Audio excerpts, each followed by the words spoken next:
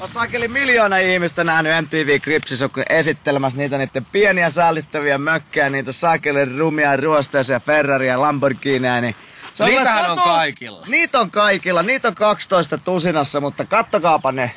Tällähän me kävästiin Marsin ohilennolla, otettiin siitä pomppu, lennettiin Veenuksen ohi suoraan Jupiteriin ja sieltä vielä iltapalalle kotiin. Ja löytyykö tällaista Robin Williamsilta tai joltain Jay-Ziltä? Löytyykö?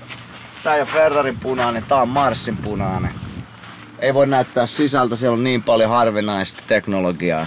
Jos pystyisi, niin näyttäisi, että siellä on pikkuusen työntövoimaa enemmän. Se on enemmän työntövoimaa kuin Jukas on saakeli lauantai-iltana.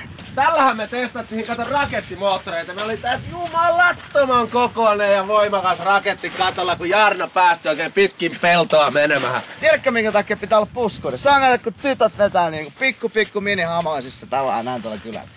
Tällainen oikein Jukka niinku tulee tuolta noin. Sittenhän niinku näin suoraan haarat levällänsä. Ne makaa tossa konepellillä, hameen korvis. Mä voin käydä tarkastamassa. Joo, kelpaa, ei muuta kuin konttiin kyytiin. No, Dudsonin auto. Täs on kaikkea. Se mitä täs ei oo, niin sit ei tarvita. Tähän ottaa veroilmoituksen.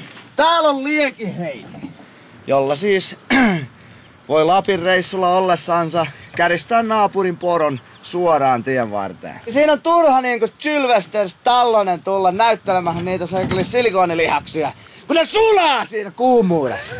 Ja eikö vaan niinku mainittu, että tää on panssaria koko auto, tää on luodin kestävä, tulen kestävä.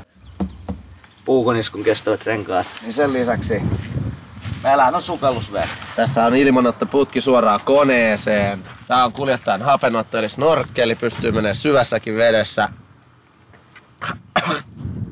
Siis tää toimii niin kuin unelma. Jukka ajoo vaan lasi auki, meinas hukkua. Se pitää muistaa, kun lähdetään sukellukseen lasi kiinni. Joskus leikki käy vähän kiivaaksi, mutta pitää näitä leluja olla. ja kyllähän näitä löytyykin.